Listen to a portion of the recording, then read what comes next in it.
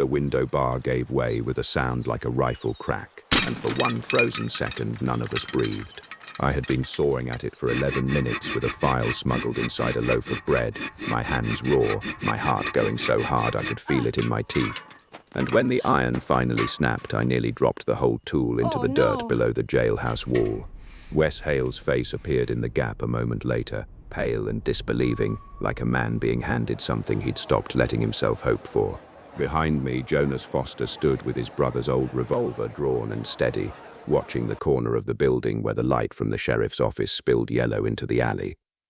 "Go," he said, "now." And that was the exact moment the jailhouse door banged open and Sheriff Garrett Voss stepped out into the night with 2 deputies behind him, already reaching for his gun. To understand how a freight agent's widow ended up sawing a stranger out of a Wyoming Territory jail cell at midnight, you have to go back 3 weeks, to the morning they found my husband. Elias Foster was shot once, close range, on the loading dock behind his own freight office in Copper Vein, Wyoming Territory, on a Tuesday morning in April of 1886, and I was the one who found him when he didn't come in for breakfast. I was 27 years old, and I had been married to him for 6 years, long enough to know the particular sound of his boots on our porch steps and the specific way he took his coffee, and none of that mattered even slightly against the fact of him lying still on the loading dock with the morning light coming up grey and ordinary around him, as though nothing in the world had changed.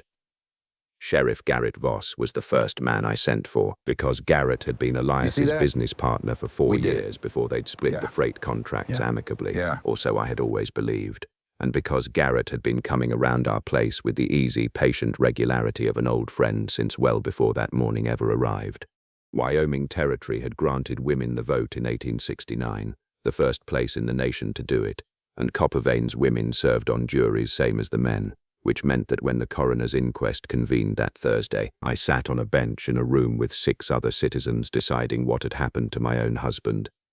And I have thought since that there was something almost cruel about being given a voice in a room where the conclusion had already been decided before I ever opened my mouth. Garrett had a confession inside of 4 days. A drifter named Weston Hale, 29 years old, passing through Copper Vein looking for freight work, had been seen near the loading dock the night before the shooting, and Garrett's deputies had him in custody within 48 hours of finding the body. The confession itself was short, written in a shaking hand that didn't match the steady, careful way Wes Hale spoke when I finally met him, and Garrett read it aloud to the inquest with the particular satisfaction of a man closing a book he'd been eager to finish. I remember thinking, even then, before I had any reason to doubt it, that it had all come together with a neatness that real grief rarely allows.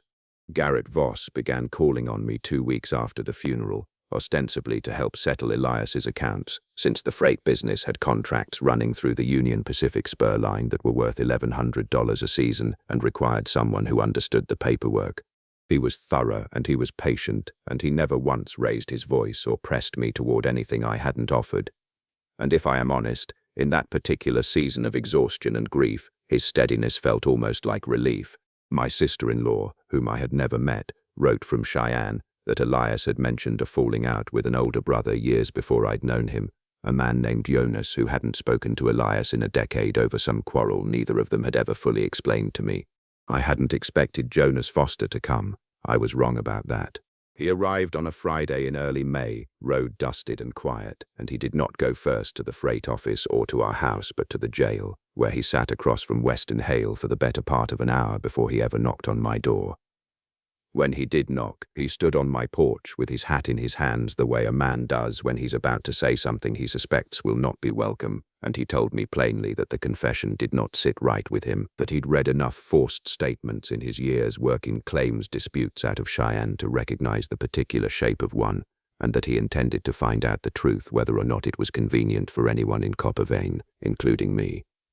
I did not want to believe him. I want to be honest about that, because it would be easy to tell this story as though I saw the truth clearly from the start, and I did not. Garrett Voss had been kind to me in the specific, careful way a person is kind when they are trying to be trusted, and some tired, grieving part of me had already begun leaning into that kindness the way you lean into a wall you assume is solid. But Jonas asked me one question on that porch that I could not set down afterward. He asked whether I had ever seen the boots Weston Hale was wearing when he was arrested, and whether they matched the print Garrett's own deputies had photographed near the loading dock 2 days after the shooting, before the ground had dried enough to lose it.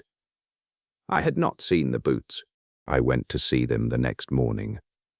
Before we go on, I want to know where you're listening from tonight. Whether you're driving home or sitting somewhere quiet with a cup of something warm. Tell me in the comments. I read every single one. Now let's get back, because what Addy found in that evidence room was about to unravel everything Garrett Voss had spent 3 weeks building. The boots in the evidence room were a size 10, narrow, with a distinctive worn patch at the left heel from an old injury Wes had mentioned once to the jailer almost in passing. The photograph of the print near the loading dock, still pinned to Garrett's own report, showed a wider foot, a size closer to 12, with no heel wear at all. I stood in that cramped evidence room with my hands shaking, holding 2 pieces of paper that did not agree with each other, and understood for the first time that someone in this town had built a very careful lie and had not expected a grieving widow to look closely enough to notice the seams. Jonas found a second thread that same week, in the freight office ledgers I had not thought to examine since the funeral. Garrett Voss owed Elias $800 from an old equipment purchase, a debt that would have come due at the end of that same April, and the ledger showed no record of it ever being repaid.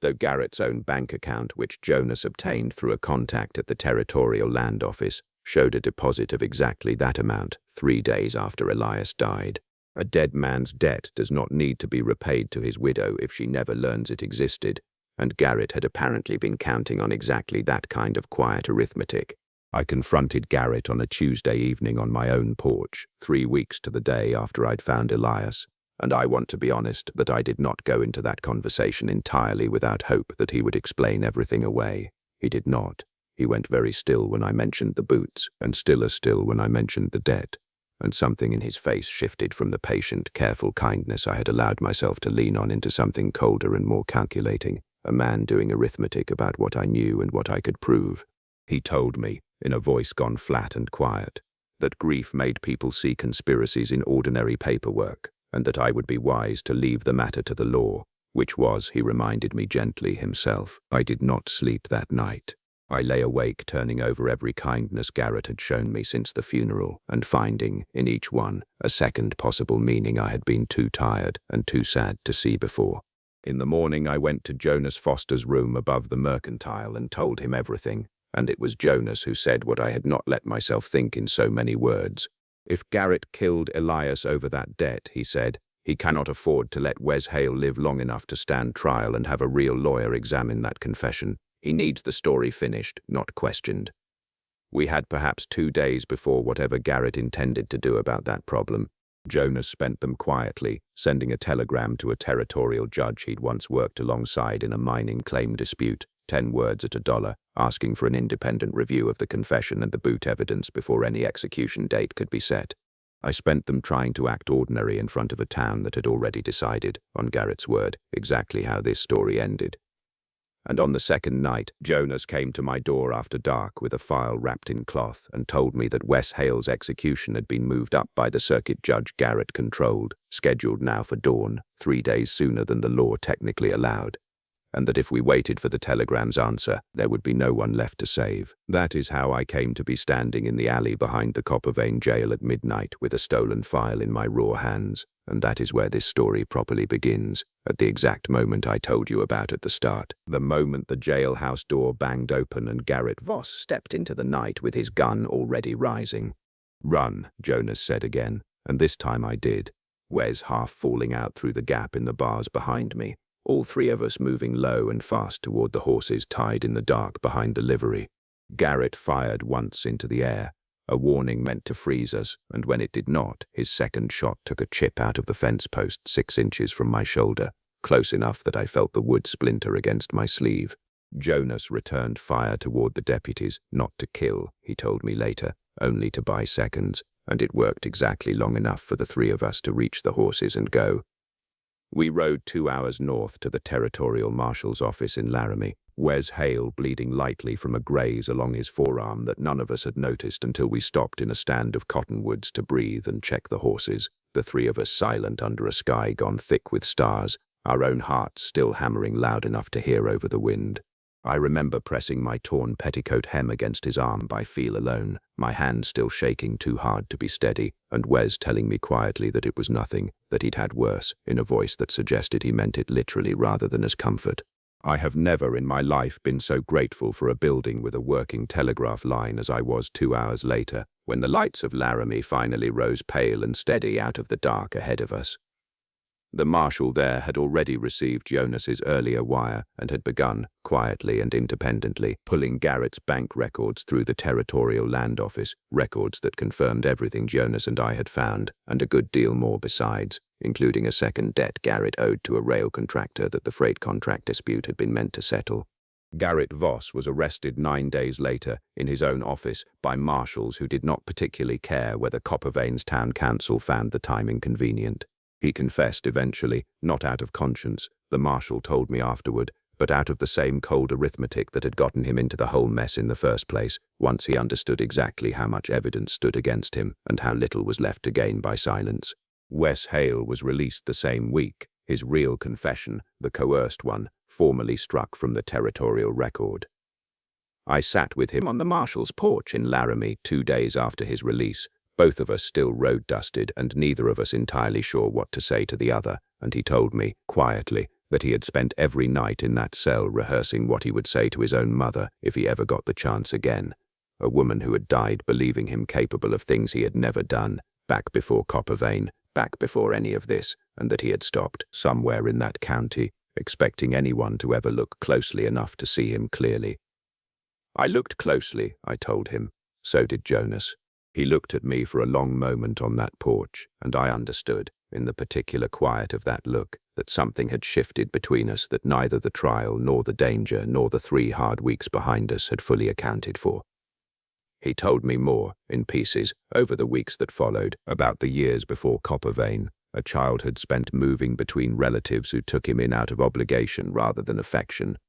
a mother who had died still half believing the theft he'd been blamed for at 16, a crime committed by another boy entirely who had simply been faster at pointing fingers. Wes had learned early that being believed was not something owed to a person, only something occasionally granted, and he had built a whole careful life around expecting nothing else, drifting from town to town doing honest work and never staying long enough for anyone to need to trust him twice. I was not ready to name it yet, neither was he. But I found myself, in the months that followed, no longer counting the days since Elias's death as the only calendar that mattered, and I found Wes Hale, more than once, on my porch at an hour that had nothing to do with freight contracts or evidence or anything except the plain, quiet fact that he wanted to be there. Jonas Foster stayed in Coppervane through that summer, helping settle his brother's estate and, I think, settling something in himself that had been unsettled for the 10 years he and Elias hadn't spoken. He told me once, sitting on my porch in July with a glass of lemonade he hadn't touched,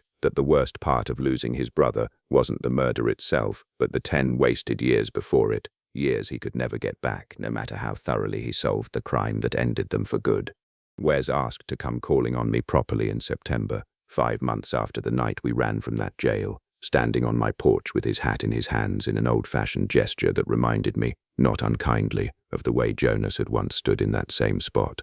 I told him I would like that very much, and that I had been waiting, without fully admitting it to myself, since the morning I found the truth about a pair of boots that didn't match. Some things, I have learned, arrive exactly when a person has finally stopped insisting they know what the story is supposed to look like, and are not less real for having arrived through gunfire and a stolen jailhouse file instead of anything resembling an ordinary courtship. We were married the following spring on the loading dock behind the freight office, which Wes rebuilt with his own hands that winter, board by board, replacing every plank that had once held my worst morning until the wood beneath our feet no longer remembered what it had witnessed. Jonas stood beside him, having stayed on through the whole of that year, settling accounts that were never only about money.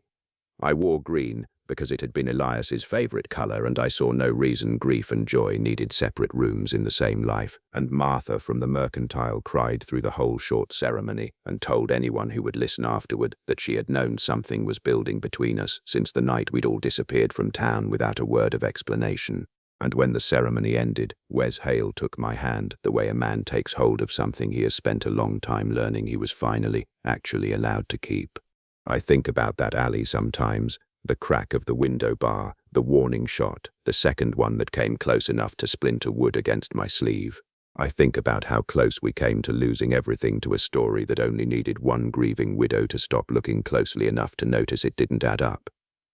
Wyoming's women had been given a voice in rooms like that inquest hall years before most of the country thought to offer it, and I have never stopped being grateful that when it mattered most, I finally used mine to ask one more question instead of accepting the easy answer everyone around me was so ready to give. He never did explain why he confessed to something he hadn't done, Wes told me once, not because he couldn't, but because by then it didn't matter anymore. What mattered was that someone had finally looked hard enough to see the difference between a man who was guilty and a man who was simply convenient.